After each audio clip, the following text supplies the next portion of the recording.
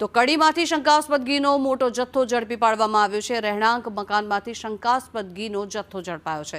નાની કડી વિસ્તારની આશીર્વાદ સોસાયટીમાં દરોડા પાડવામાં આવ્યા।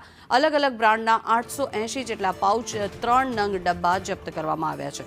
કુલ 485 કિલો શંકાસ્પદ ઘી ઝડપી પાડવામાં આવ્યું છે। જોકે મહેસાણા એસઓજીએ રણછોડ પટેલની અટકાયત કરી છે।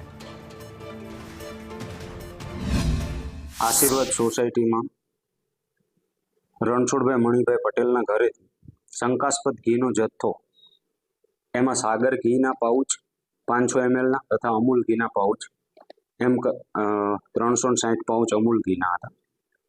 એમ કરીને ટોટલ શંકાસ્પદ ઘી છે એ 3,11,600નો મુદ્દામાલ જપ્ત કરી સેમ્પલ અર્થે ફૂડ એન્ડ ડ્રગ્સ વિભાગ તથા FSLને જાણ કરી આગળની કાયદેસરની કાર્યવાહી હાથ ધરવા